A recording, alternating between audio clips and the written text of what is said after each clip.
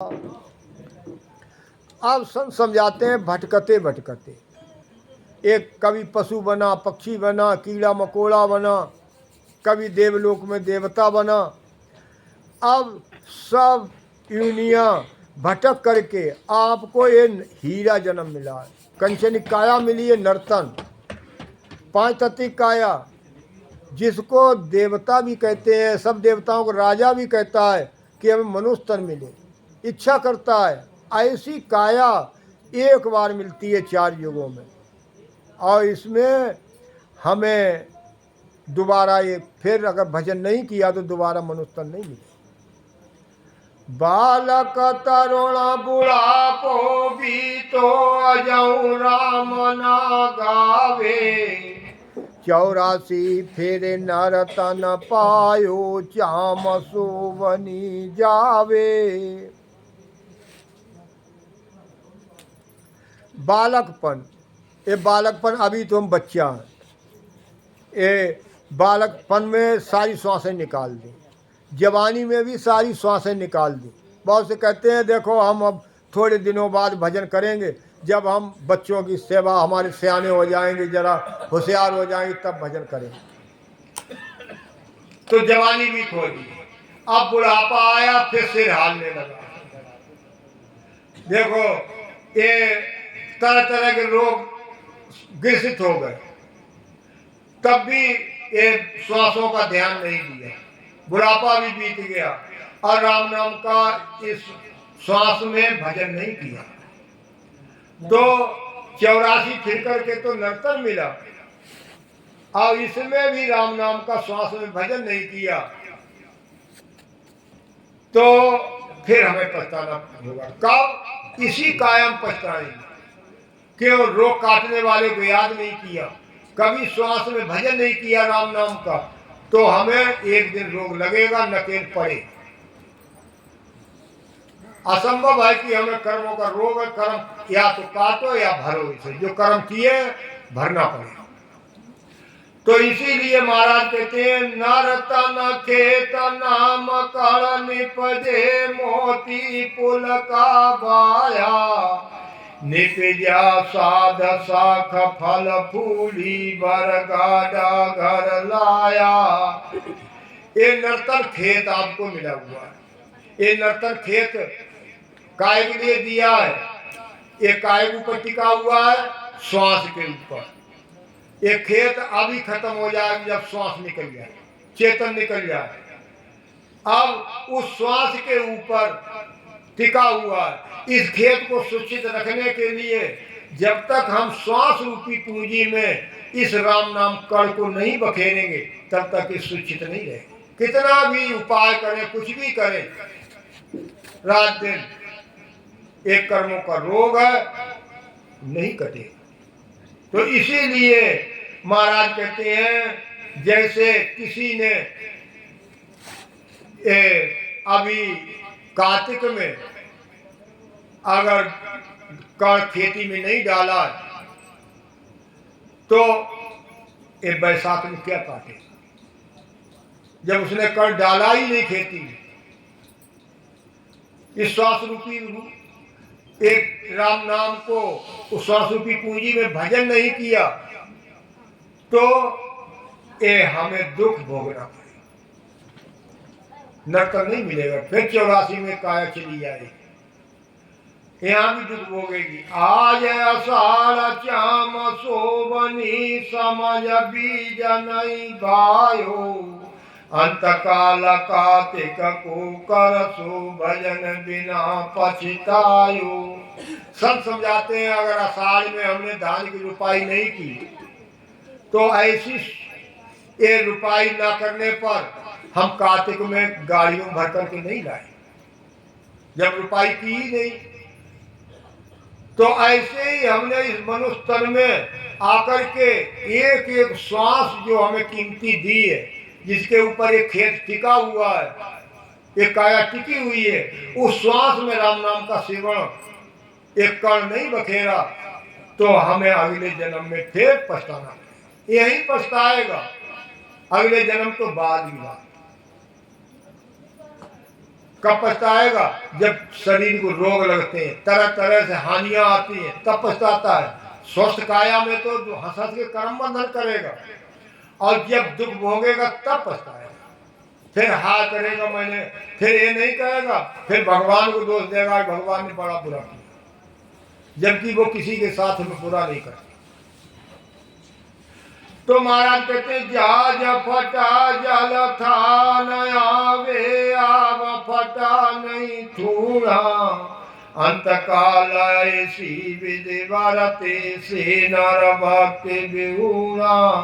जहाज फट जाए तो समुद्र में था नहीं है, कहाँ गर्क हो गया।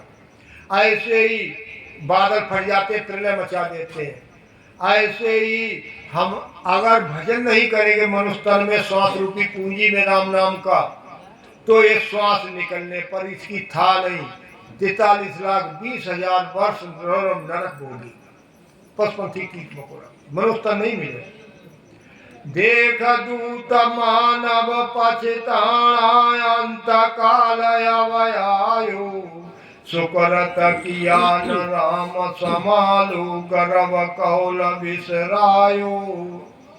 अब देखो, अगर भजन नहीं किया तो जब दूत आते हैं तो हाथ पर पटकते हैं, बहुत से तो कहते देखो वो खड़ा है, वो खड़ा है, तरह तरह दुखी होते हैं। ऊपर वाले भी जो सुनते हैं वो भी भयभीत हो जाते हैं।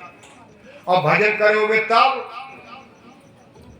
तो पता नहीं चलेगा किस समय हमारी काया चली गई, और फिर नर्तन का पट्टा फिर हासिल करेगा। जब श्वास में भजन करेगा तो हमें का दुख भोगना नहीं होगा।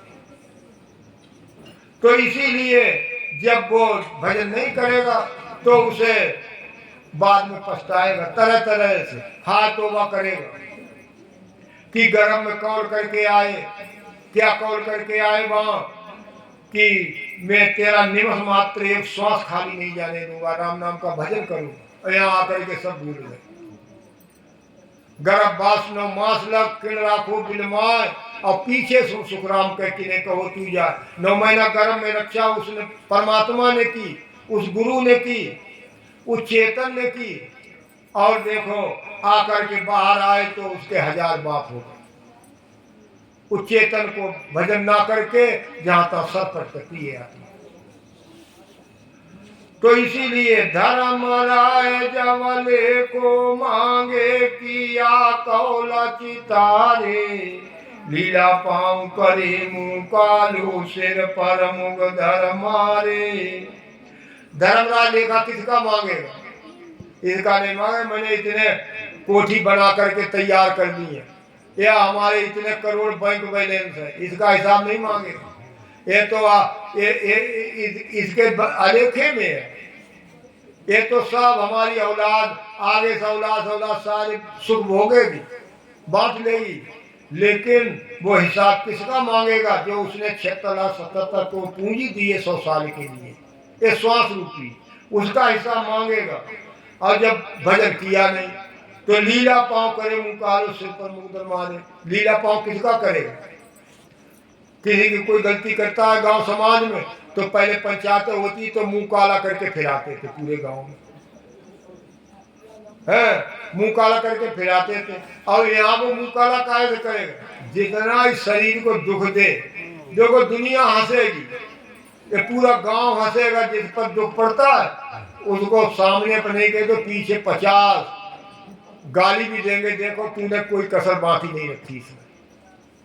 सब हंसेंगे उसे देख देख करके।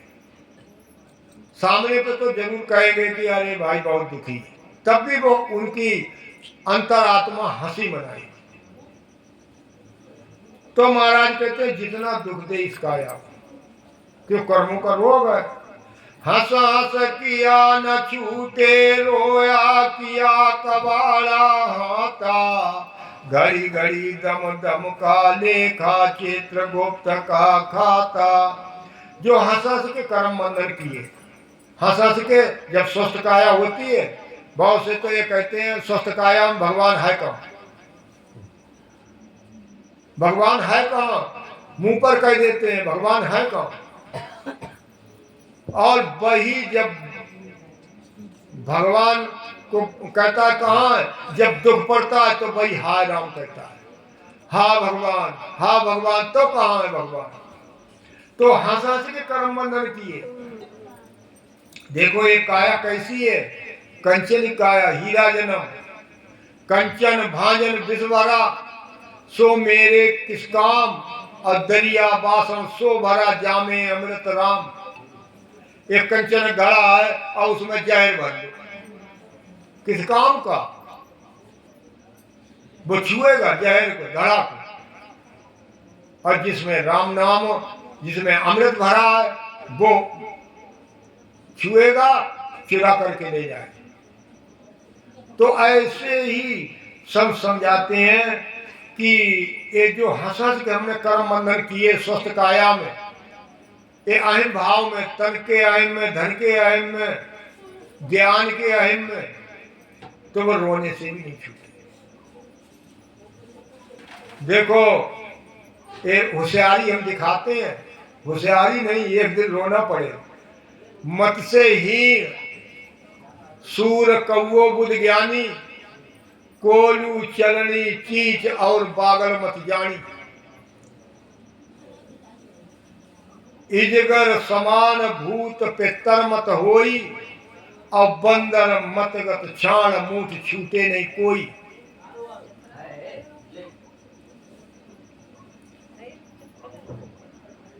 धृग धृग मत या संसार की, विष जुग तजो न जाय, अधृग मानव सुखराम कह, तज कूकस विष खाए। यहाँ ये हीरा जन्म धारण करके विष का पान करता है। महाराज कहते हैं देखो मत से ही, ये कोई ज्ञान नहीं है, ये मत बुद्धि को गाज पड़ती है तब ऐसा। कितना भी होशियार उसे कहो, कितना पढ़ा लिखा कहो, कितना कुछ भी करो, महाराज मत से हीन क्या करता है, उससे अच्छे बुरे का ज्ञान नहीं होता कि हम जो कर रहे हैं हम अच्छा कर रहे हैं तो हमें, या बुरा कर रहे हैं इसका प्रभाव हमें क्या होगा। जैसे महाराज कहते हैं कि देखो कौआ है, कौआ को कितना भी वो अच्छे पर भी मुंह मारेगा और बुरे पर भी मुंह मारेगा। ऐसे बुद्धिहीन ज्ञानी है जो समझवान होते हुए भी और जो अज्ञान से पूरी जिंदगी बिताते हैं। जैसे कोलू चलनी चीज और बागल मत जानी। कोलू का काम क्या है, ठूस पास में रखता है और सारी चीज को बहा देता है। चलनी है, चलनी में देखो फकड़ा रह जाता है, सारी चीज को छान देती है। ऐसे ही ये ज्ञानवान, ये मनुष्य तन, ये ऐसा नहीं है कहते हमें अज्ञान में करते, कोई अज्ञान में कर्म बंधन नहीं करता, सब जानबूझ करते। इसीलिए इसे हीरा जन्म कहा है और इसीलिए इसे कर्म बंधन लगते हैं और किसी काया कर्म बंधन नहीं लगते। बोलो मत कमाई, हाँ थोड़ी देर में शांत रहो, आध घंटा को कहीं फिर बोलिए। तो कहते हैं कि एक उसका क्या काम है कि सारी चीज को बहा देता है जानबूझ करके। ऐसे ही बुद्धि हमारी है, ऐसी बुद्धिमती है। तो महाराज कहते हैं देखो किडनी होती है, थन में लगी होती है, तब भी वो दूध को ग्रहण नहीं करती है, खून को पीती है। ऐसी बुद्धि हमारी है, ये हीरा जन्म की है, तो इसे रोने से भी नहीं छूटेगी। और बागल मत जानी। महाराज कहते बागल कहते हैं चमगादड़ के लिए। चमगादड़ देखो हमें उस परमात्मा ने कैसे आंखों को देखने के लिए ये आंख बना दी, नाक से अच्छी बुरी गंध लेने के लिए नाक बना दी, मुंह से खाने का द्वार बना दिया और मलमूत्र निकलने के लिए उसने गुदा बना दिया। अब वो और यूनी कैसे गंवाता है मनुष्य तन, एक चमगादड़ की तरह जिस मुंह से खाता है वही मुंह से उगलता है। देखो तम्बाकू खा लो तो तम्बाकू अगर ली लोगे तो तुरंत आग कर जाए। एक ऐसी ऐसी चीजें हैं खाते हैं और परमात्मा ने ऐसा द्वार बना दिया निकलने का, दूसरा बना दिया, वो उसी से निकालते हैं। तो कर्म बंधन हमें भोगना होगा। और देखो एक पितर मत दूसरे को, देखो भूत प्रेत आ जाए दूसरे को दुखी देते हैं, कभी सुख नहीं पहुंचाते हैं। ऐसी हमारी काया जो है दूसरे को दुख का रूप देखती है, दुखी देते हैं, अहित करते हैं। और महाराज कहते हैं बंदर मत कर छाण मुंह छूटे नहीं कोई, बंदर की बुद्धि है हमारी। देखो बंदर क्या काम करता है कि ये लालच के बतौर मटके मुंह डालता है हाथ को, और वो अगर छोड़ दे तो लालच की बतौर वो मुट्ठी खोलता नहीं है, और वो निकल, इतना छोटा मुंह होता है निकलता है नहीं। उस कुंजड़े ने ऐसा वो फांस रखा उसे लालच में, और उसे फंस जाता है, और वो तब तक गले में ये जो है जेवड़ी डाल देता है। तो वो फांसी लगा देता है, और फिर वो परवस पड़ो बांदरो नाचे जिन तिन पाँव बढ़ावे। और देखो वो अगर पहले तमाशा करने को आते थे, अगर नाचता नहीं तो 4 डंडा मारता है, अब वो जाता ना। ऐसे ही हमारी हाल हो जाएगा लालच में, स्वार्थ में, और उस हम सत्य को छोड़ देते हैं। तो ऐसी मति हमारी है, तो इसका परिणाम हम जो हंस के कर्म बंधन किया है, जिस समय तुमने किसी को गाली दी, जिस समय तुमने कर्म बंधन किए, वो अंकित कर देता है। तुम्हारा हिसाब खत्म हो जाए, उसका हिसाब खत्म नहीं होता, ना वो भूलता, सब भोगना पड़ेगा। इसीलिए जो हंस के कर्म बंधन किए वो भोगे बगैर छूटे नहीं। जितने नर नारी है सबको भोगना पड़ेंगे। तो इसीलिए हमें ये भोगना पड़ेगा। यही समझ करके हमें जो है ये राम नाम का श्वास रूपी पूंजी में अब सेवा करनी है तो अपनी करो, दूसरे की सेवा करने से फल मिलेगा, कर्म खत्म नहीं होंगे। अपनी सेवा करोगे तो उसका स्वस्थ काया रहेगी, कभी मत्था दुखेगा नहीं।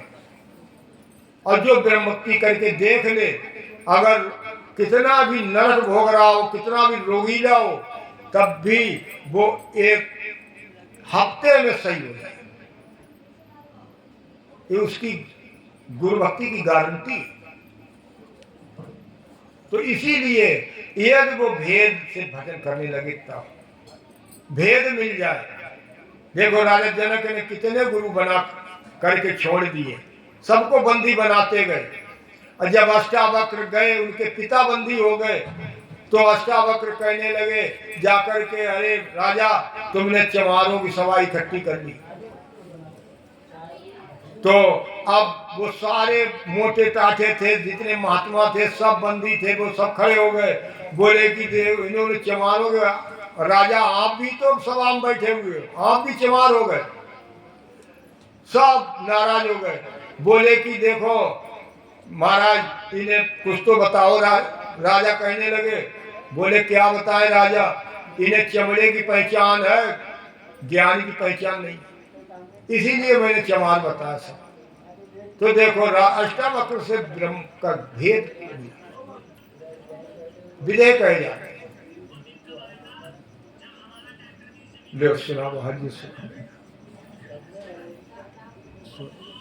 इतना बढ़िया वो आगे बढ़िया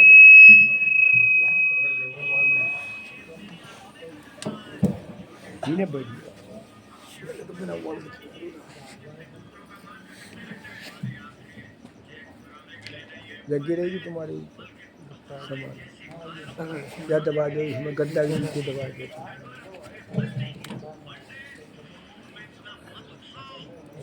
पीछे लंबाई कम करना।